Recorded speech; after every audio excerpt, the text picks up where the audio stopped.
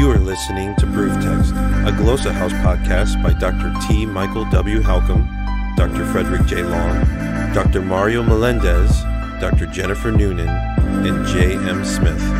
Welcome and enjoy. Hello, I'm David Stark, and I'd like to talk to you about how two small words, te and ke, can help us identify the audience in Paul's letter to the Romans. Now, before we say the audience is, of course, the church at Rome, that's of course right, but the real question is the kind of people to whom Paul wrote the letter. And when we ask this question, we're looking particularly at the point of the implied audience in the letter. This may be different from the letter's historical audience, but the implied audience is the audience in the profile that emerges for the audience as Paul portrays it in the letter. Rough example might be something like if you've ever been in a church on Mother's Day and have heard a sermon preached on Mother's Day.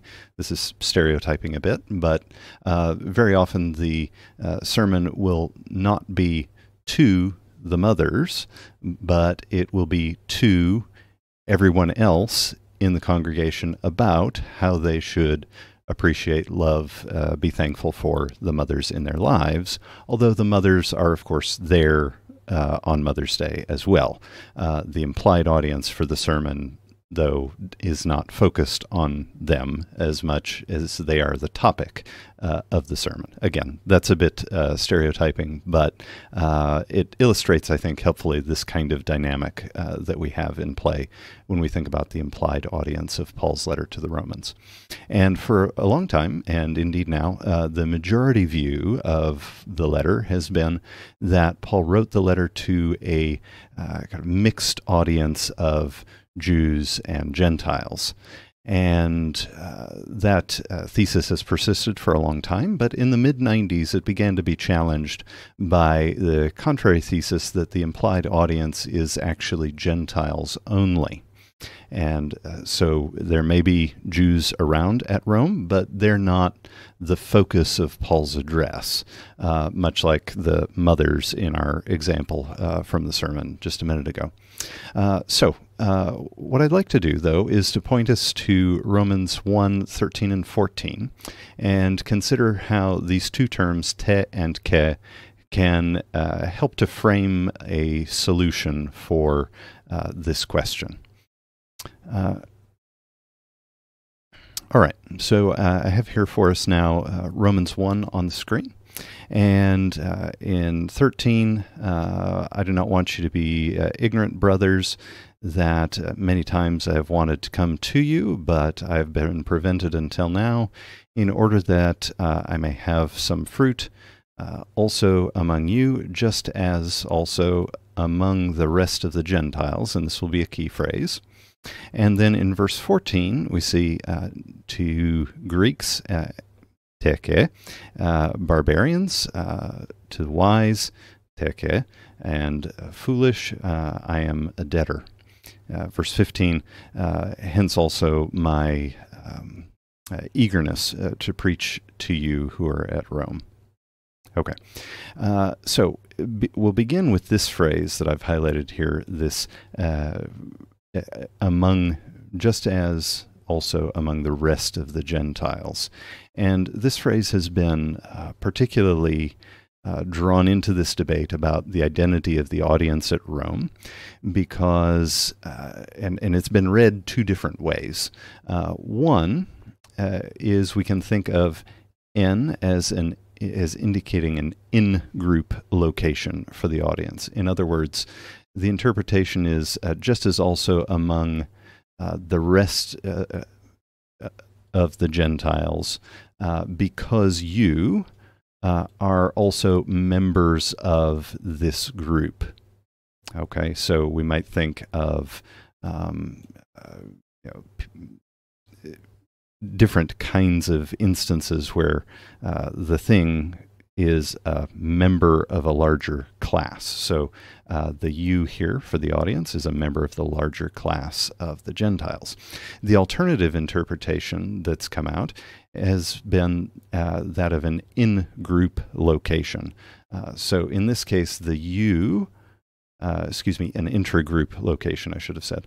The you are not members of the Gentiles, but they're kind of interspersed among the Gentiles.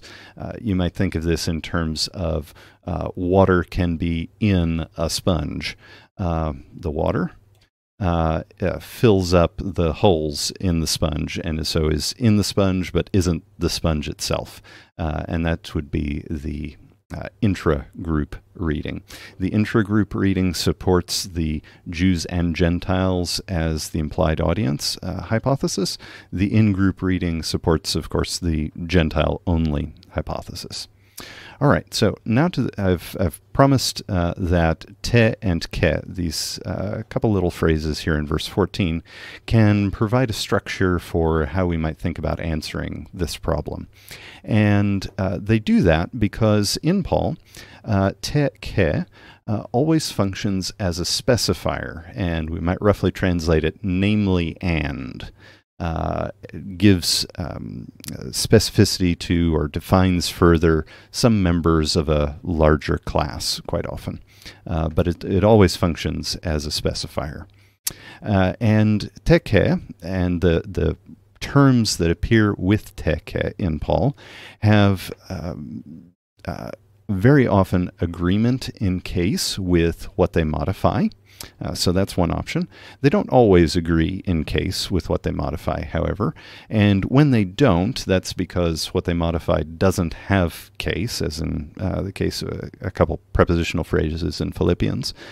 Or secondly, the items that teke unites might take their case by lexical or syntactic pressure from other words, or they might also be attracted to the case of another word that doesn't necessarily require that case, but it has that case, and so the items united by teke get drawn along with that.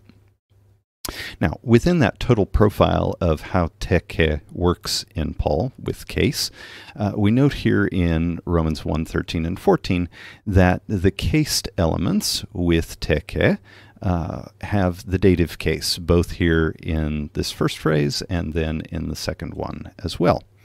So from the profile of teke in Paul that I just outlined, there are basically three reasons why these elements might have the dative case. In the first option, they might be in the dative case because these groups modify or stand in apposition to the rest of the Gentiles here at the end of verse 13, in which case that appositional relationship would tend to clarify the who these rest of the Gentiles are, and then support the in-group reading and the fact of Romans having an exclusively Gentile implied audience.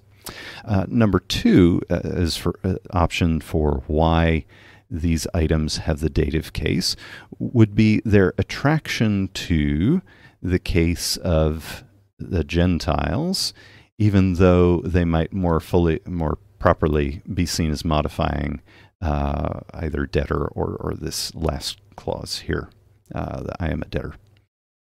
Now, if they do that, then this too supports the in-group reading of the end of verse 13 and the Gentile-only hypothesis about Romans' implied audience, because even if these words do more properly modify this claim that Paul is indebted to them, then their attraction to the case of Gentiles here speaks to the fact that these are linked concepts and suggests that the phrases partly qualify Gentiles, even if the real point is to specify those to whom Paul is indebted.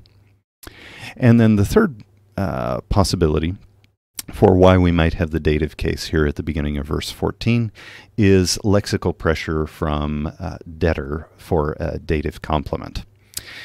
Now, it's only that last option that really allows the hypothesis of a mixed Jew-Gentile implied audience to be sustained, because, as I mentioned, the first option of apposition straightforwardly affirms the exclusively Gentile implied audience.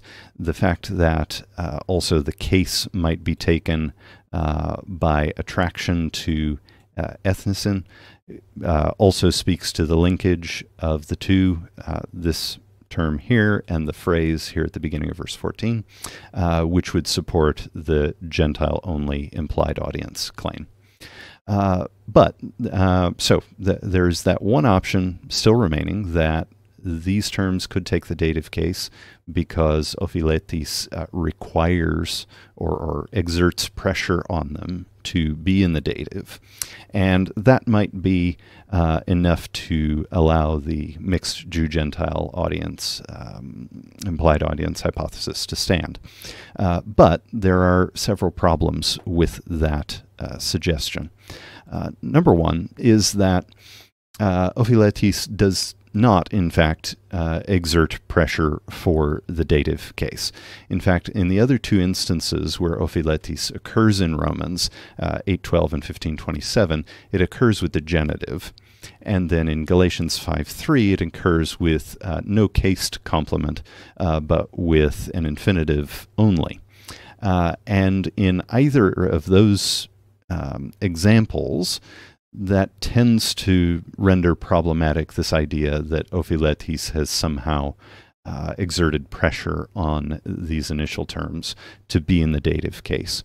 Given the fact that ophiletis can and does occur in Romans with the genitive complement, that suggests that Paul has some reason for choosing either a dative or a genitive. Now, whether that's dative because of pressure from or attraction to, rather, ethnicin, or because we have apposition here, that point can be left to the side.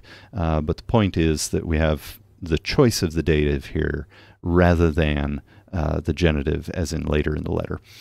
Also, there's been some alternative punctuations suggested for these verses where you would have just the infinitive as a complement of ophiletis. So, for instance, this phrase here at the beginning with the datives and the teke constructions would be at the end of the sentence in verse 13. So we would move the period from here to here. And in that case, ophiletis would have the complement of preaching the gospel. And that's entirely possible based on Galatians 5:3. So either of those readings suggest that asserting that it is only lexical pressure from ophiletis that gives case to these items is problematic. Second, verse 14 is what describes initially, and then along with verse 15, Paul's indebtedness. And this indebtedness that Paul is describing in 14 and 15 has an explanatory function with reference to his desire to visit Rome. In other words, he says he wants to visit Rome in verse 13, verses 14 and 15, paratactically, without a conjunction at the beginning of verse 14, explain why. The fact that 14 and 15 explain why Paul wants to visit Rome suggests also that there is alignment between these groups that Paul mentions at the beginning of verse 14 and this rest of the Gentiles in verse 13. And that linkage indicates that these groups of people at the beginning of verse 14 qualify the rest of the Gentiles in a way that renders the Gentile-only hypothesis more probable. And then thirdly, within the intragroup interpretation that I mentioned earlier, where you have water in a sponge, this term ethnicin, among which the you for the audience are interspersed or intermingled, ethnicin becomes rather a metonymy for a geographic location. It speaks not so much to the identity, the ethnic identity of the implied audience, but it speaks to the Gentile places in which the audience is interspersed, presumably on this reading outside Palestine, the Jews' ancestral homeland. But in Paul, ethne is nowhere else attested as a mode of reference for geography rather than people.